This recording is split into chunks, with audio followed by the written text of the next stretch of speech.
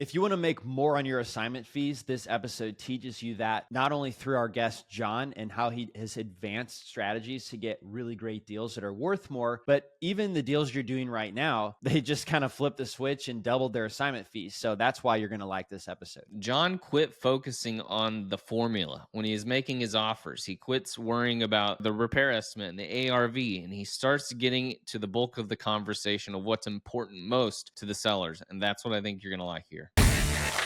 So we got John Barbera here. He invests in San Antonio, and he just moved to Chattanooga, Tennessee. He's flipped over, I think, 200 homes through exclusively cold calling niche lists. How'd I do? I do good?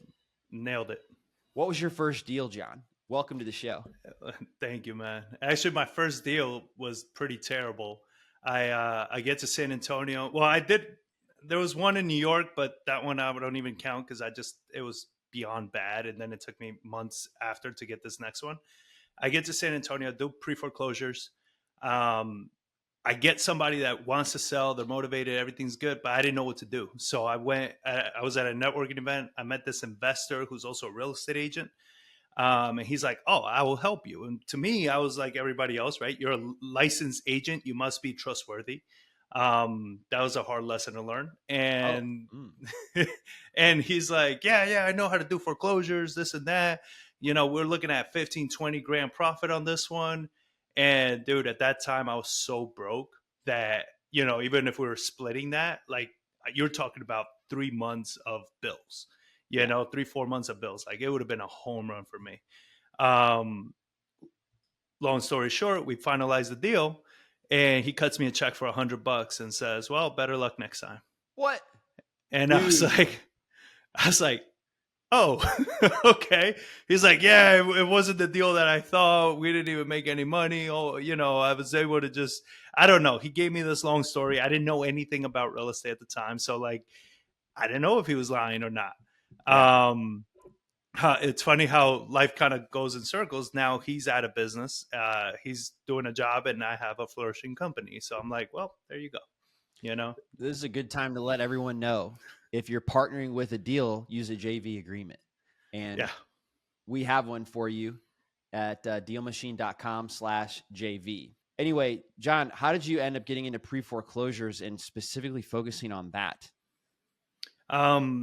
When I was starting off, so 13 years ago, you guys didn't exist.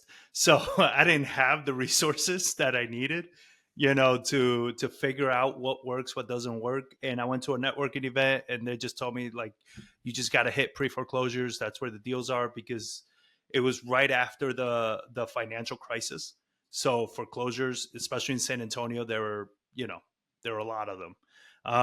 So I didn't know any better. So I just got doing that. I started partnering with a company out of Austin that did a lot of marketing in San Antonio, and they needed boots on the ground. So I speak Spanish. I know construction. I knew everything. So I was like, dude, I'll definitely be your boots on the ground. And they're like, cool, we'll cut you 20% of every deal we close. So I was like, solid, let's go. I got screwed there too. So we would close a deal for like 15, 20 grand. And they cut me a check for like $600. And I'm like, listen, math was like the only subject I was actually good at. And the math isn't mathing here. It's like, well, we have marketing costs and we have this employee and we have that employee. And I'm like, which is why you get 80%, right? Like, but I was like, you know what? Cool. Just show me what you're doing. Right. So they showed me the title process, closings, foreclosures, all that. And after a year of working with them and not making much money, I went off on my own. And that's when you stuck with that for a year, even with the funky pay scale that they were doing. Well, were you working for them, or were you just bringing them deals? So they were doing the marketing and I was doing what I called lead management at the time, right? Like I was making the calls, getting the contracts, going to the appointments, getting the pictures, doing all of that. So so it's compensation like an acquisitions manager, which 20%. Yes. Yeah, but it wasn't 20% that I was getting. That's what I wasn't. I got you. Yeah, I didn't mind the 20%. Like I was happy with 20%. I would have been happy with 10%. I didn't care. But if you would have been getting it. But and it's what I tell a lot of people when they get started in real estate. I'm like, don't focus so much on the money. Like your first year or two, just learn as much as Mhm. you can, because then the more you learn, the more you're going to carry that forward on all the deals you do.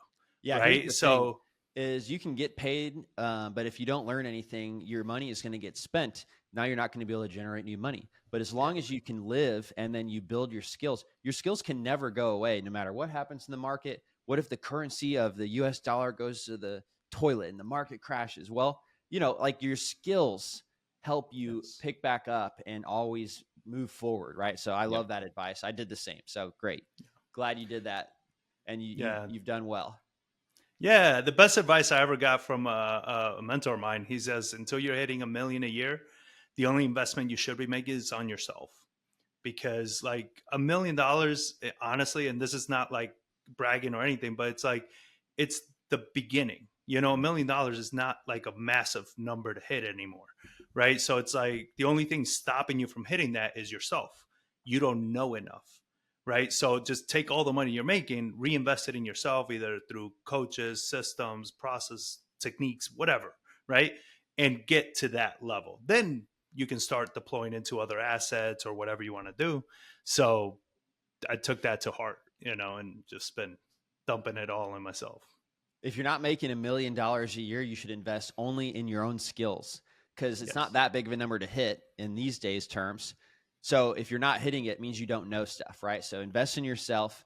Then once you get there, you could diversify, invest in other things, et cetera. But that makes a lot of sense. So what was your journey to get to $1 million?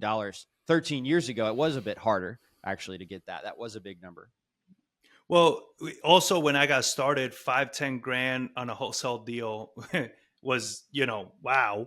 And it still is today when I still hear people that they're like, yeah, if I could make 5 or 10 grand, I'm like, dude, no, like that's it. That was like 15 years ago. Stop it. You're literally chasing pennies. Yep.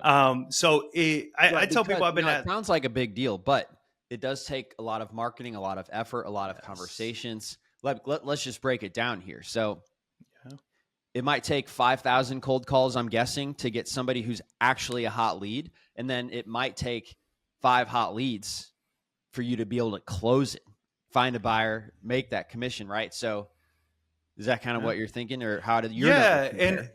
and the thing is, like, it's not like when your phone rings or when you're calling somebody on the caller ID, it says, "Hey, this is a $10,000 deal. Call them." Right? Like, you got to call everybody, and you got to chase every single lead, and you got to go through everything until you develop a process that you know what you're chasing. But initially, like, I was spread so thin, right? So I would cold call probably like 9-10 hours a day. My timing was between 9 and 9 p.m., 9 a.m., 9 p.m. I tested earlier and later, and I would get cursed out. So I just stuck between 9 and 9. And it was just every single day, just hammering and hammering, absentees, divorce, foreclosures, probates, pre-probates. I was hammering everything. And through even though I say I've been at this for 13 years, I always make the joke that 8 of those years I was terrible. Like, Mhm. it wasn't 13 years of like, oh yeah, I struggled for 6 months, but then I killed it. It's like, no, it took me like a solid 3 years before I started making like 2,700 dollars a month consistently. Like it was hard for me. It was not an easy journey. Yeah. Um, but you figured it out. I started doing all that. I went into flipping because I hated wholesaling. I couldn't figure out the marketing piece. So I went into flipping. We flipped, like I said, a couple hundred homes. I owned rentals. I built new homes. We did about 5 new builds. Hated the process of that. So we stopped doing that. I acquired rentals, and one thing they tell you about rentals is like they say, this is how you build wealth. This is how you build all your stuff. And it's like, it's bullshit actually, because like if you don't have active income, you're Yeah. going to be what I was, which was equity rich and cash poor, Yep. right? Like I had over $1 million in equity, but I couldn't pay my bills. Like it was A ridiculous, long-term game, and Yeah. there's not as much talk about like rentals are hugely important, but you have to have active cash flow to get you through. It's not like you buy 10 rentals and all of a sudden you're a millionaire. Yeah. It's like you have 10 rentals, which is very little cash flow unless you're buying them pure with cash. But as you're Hmm. starting up, you're not buying anything with cash. You don't have cash. So No.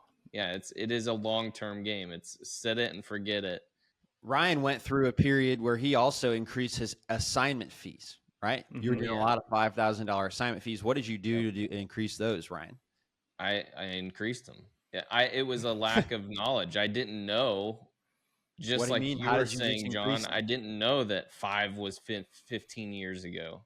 It was what Right. was working for me. I was sending out deals with $5,000 assignments and they were going like nuts, crazy. And, and 5 grand, I'm sure for you at the time was like, holy crap, I five was grand on loving it. one property? Hell yeah. I was loving it because I would get like 5 to 10 deals a month. So I'm like, I'm raking it in doing 5K Yeah. assignments. And then somebody was like, bro, that you need to raise your assignment fee. And I'm like, well, if I do that, then these guys that are buying are going to stop buying. And they're like, well, then don't sell them to them. I'm like, well, then I got to get a new buyers list. They're like, well, then get a new buyers list. And as soon as I made those changes, I'm getting 10, 15, 20, 25, like huge assignment fees. And you do less work and make From the more same money. buyer or from a did the old buyers quit like you thought? Yeah, the old buyers that were doing the 5K assignments, they were like, "Nah, we won't. We're done." I mean, it was only Because they one guy that saw was really doing because that. they saw you making that assignment or because the price was just higher?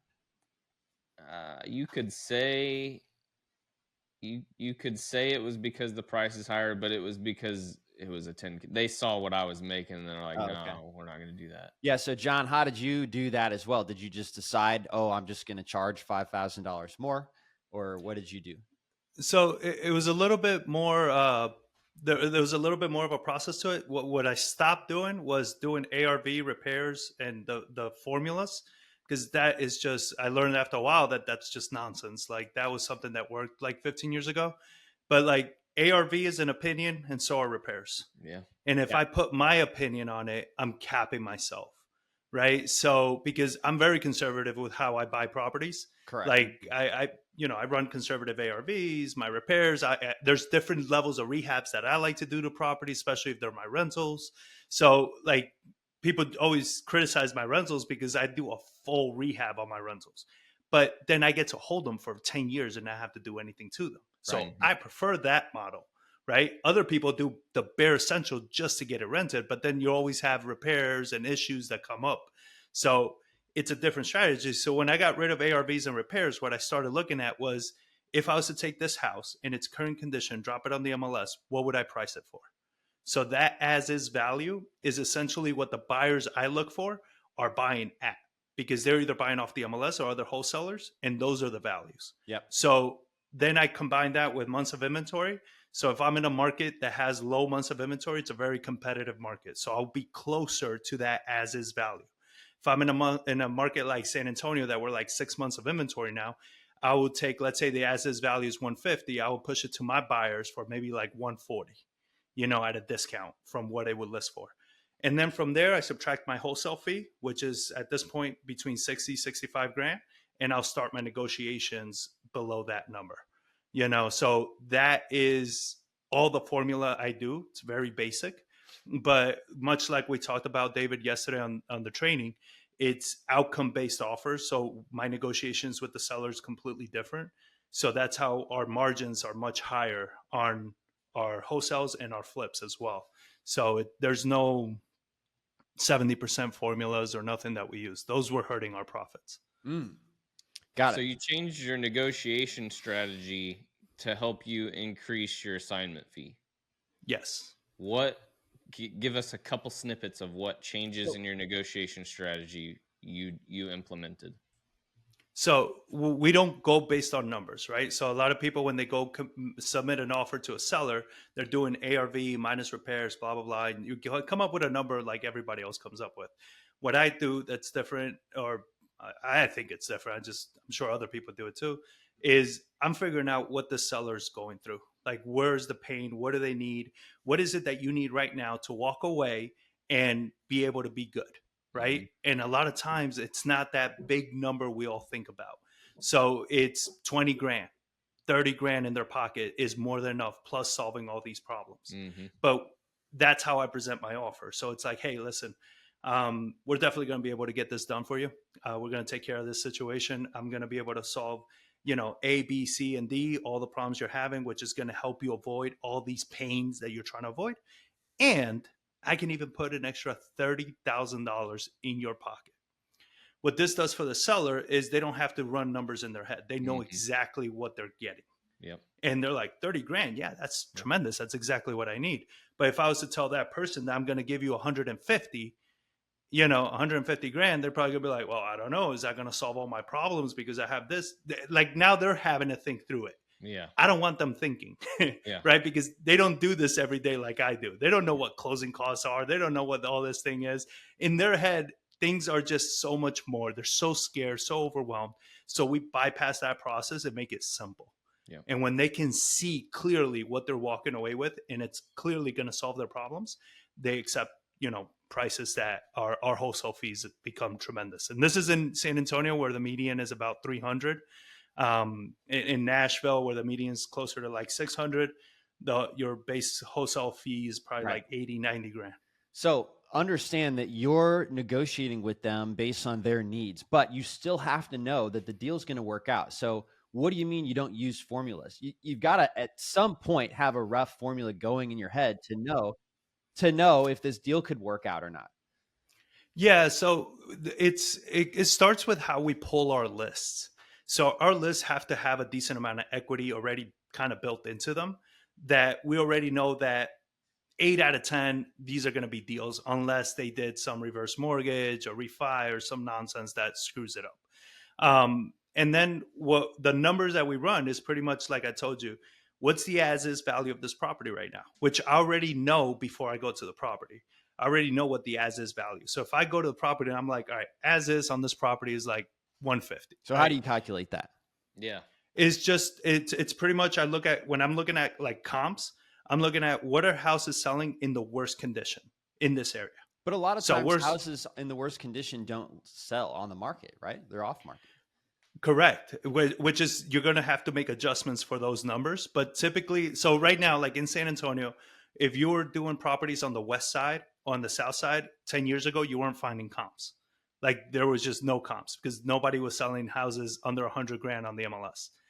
I don't deal with houses under 100 grand, right? Because my buyer pool is just not there for those houses.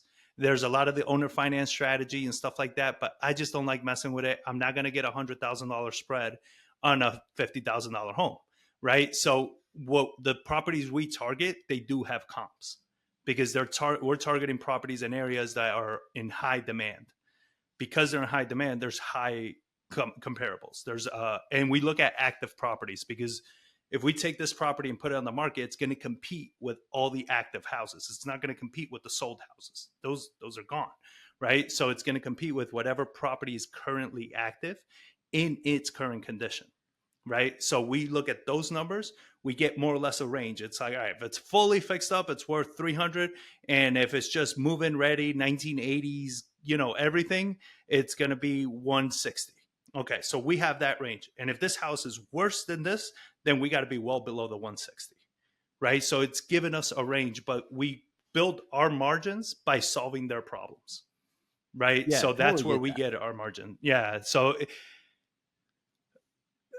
we had a property this year. We thought we were going to walk away with 60. We walked away with 1,200. Ooh. Like there are going to be some that when you start going through the process, it's like, damn, you didn't tell me about this, and this judgment came up, and this other thing. But we're still helping them avoid the foreclosure. So it's like, all right, it's not a deal for us, but it's easy for me to help you. So here, at least avoid the foreclosure. We made $1,200.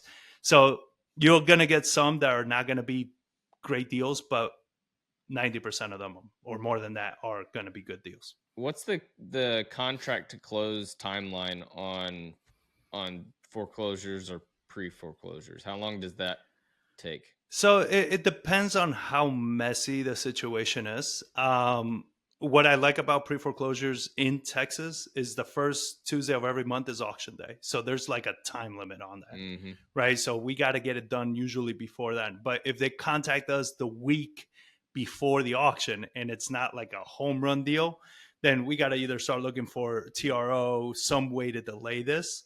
because I'm gonna hammer my title company. It's gonna be a pain in the butt. Or we get really creative and we close outside a title, right? Which I don't recommend people start with. But it's just, I've specialized in this for so many years that I know how to do it. You can also reinstate the loan, get the deed. There's different techniques that you can use on that, but typically we're looking at, about a month, maybe less. Okay. On the ones that we're making a big margin on, let's say we're wholesaling it for 120, 140 grand.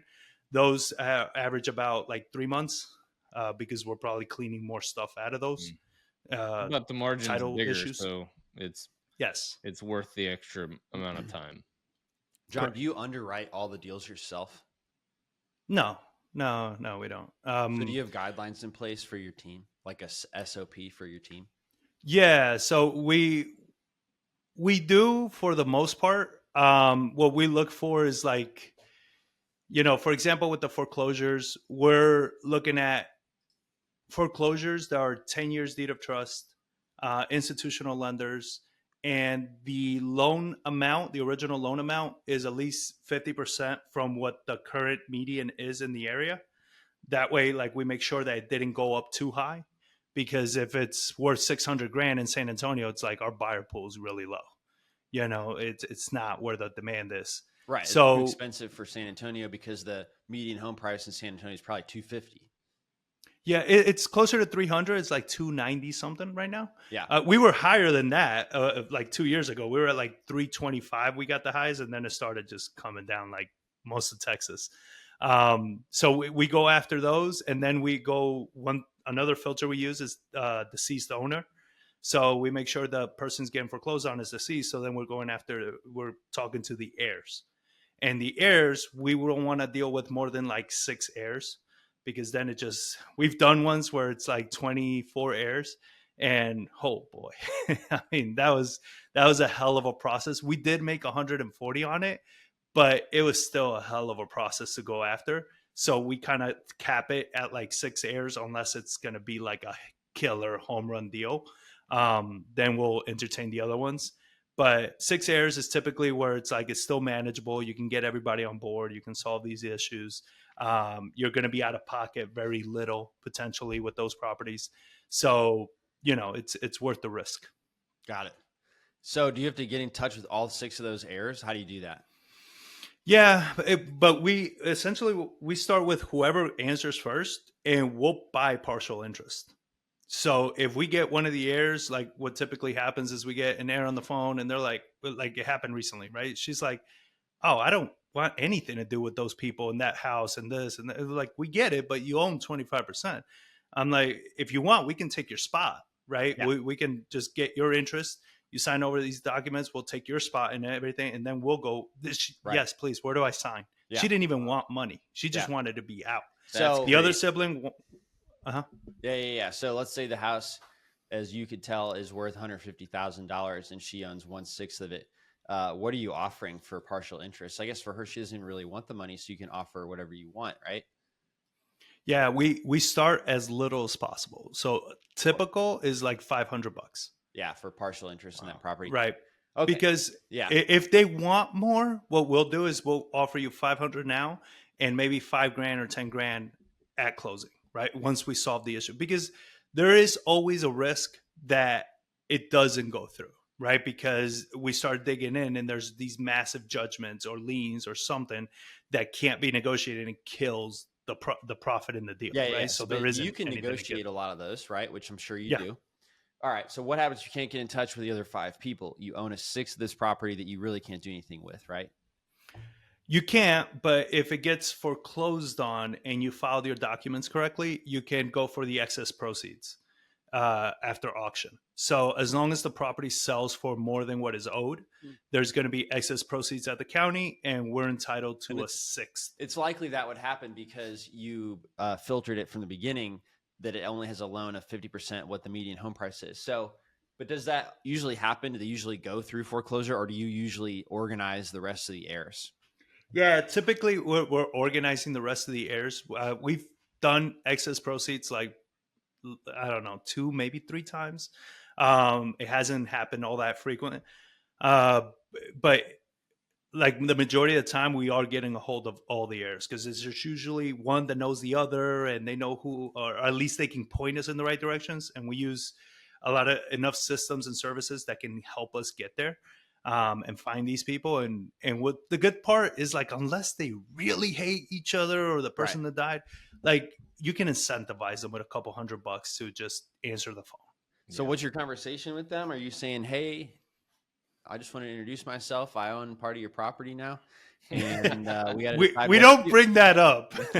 Oh, yeah? So we don't bring that up initially because we don't want to get them defensive. So we bring it up the same way with everybody. It's like, hey, listen, David, I see that you are actually entitled to the equity that's in this property that belong to your dad, mom, aunt, whatever the lineage is.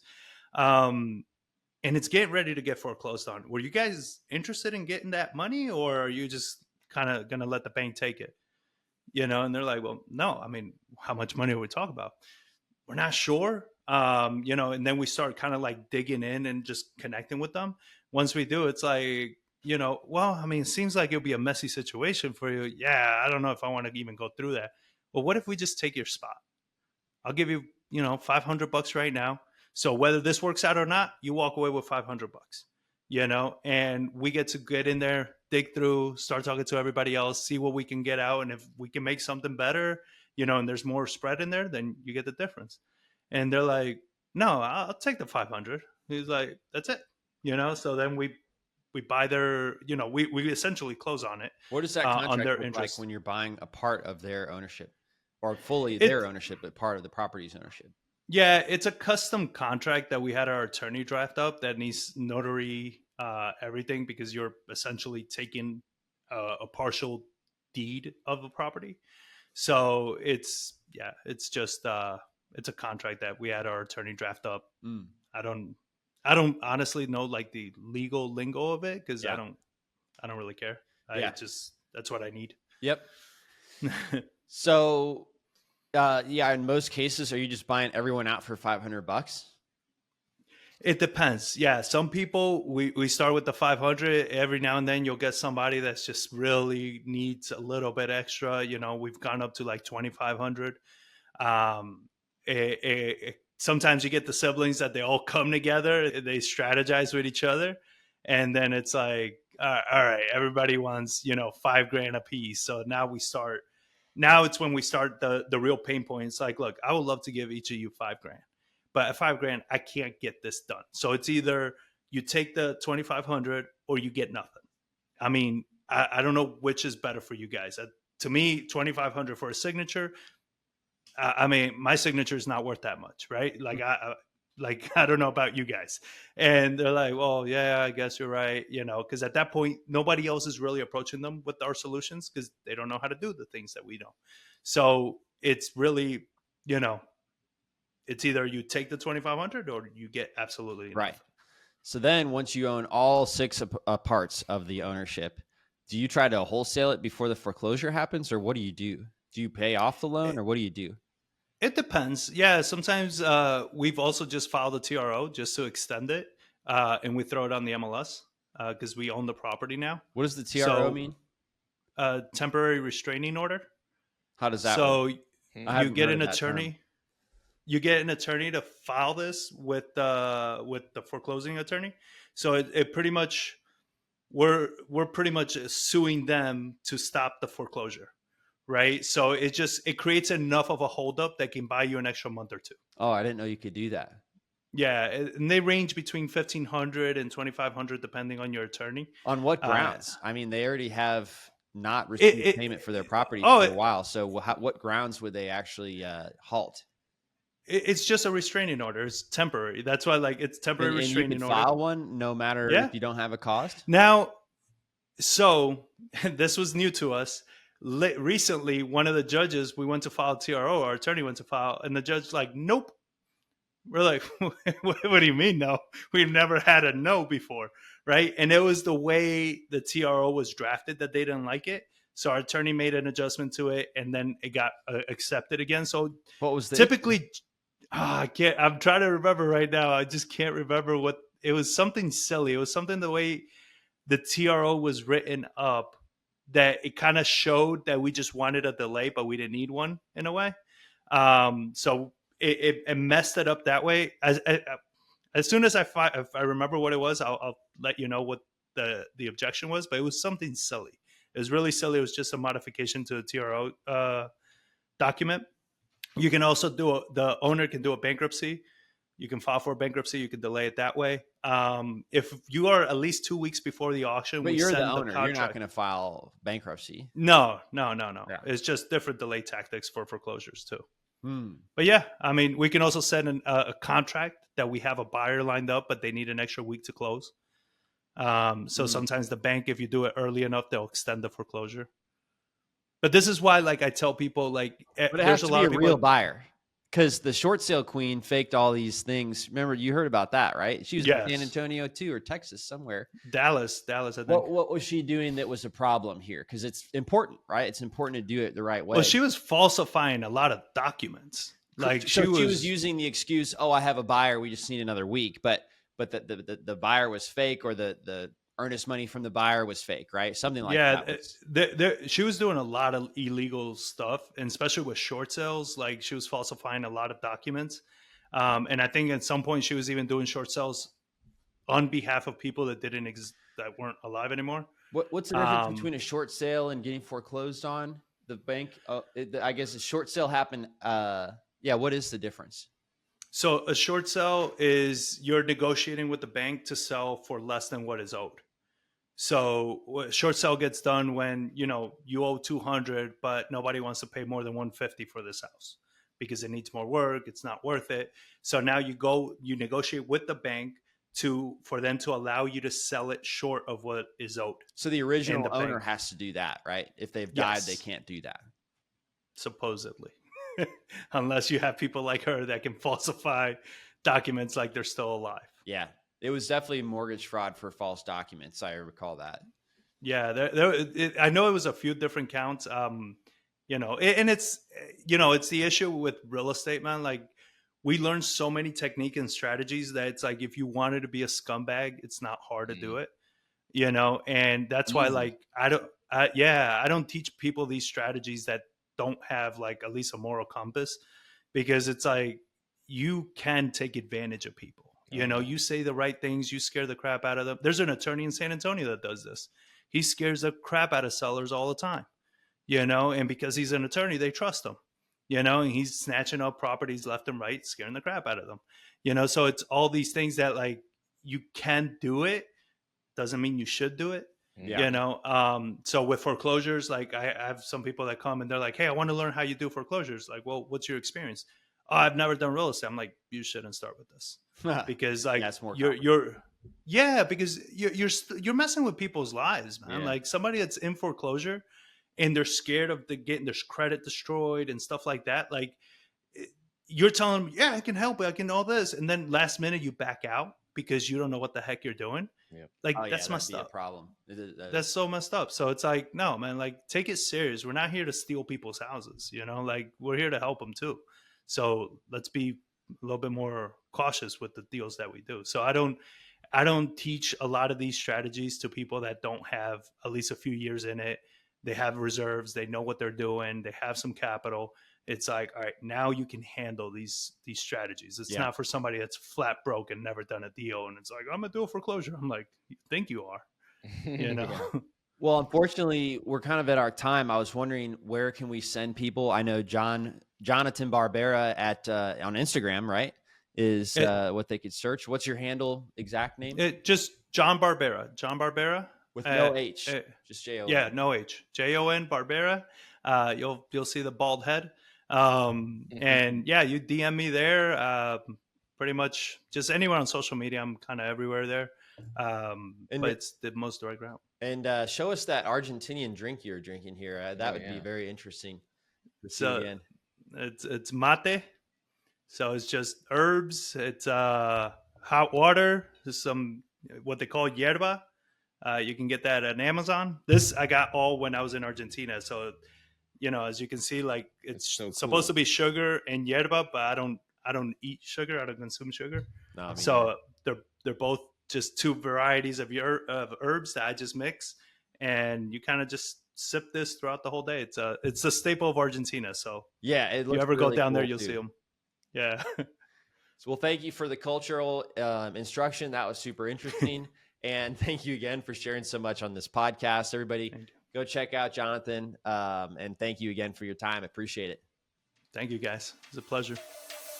Thanks for listening to the DealMachine Real Estate Investing Podcast. Please leave us a review and follow along wherever you're listening to your podcast.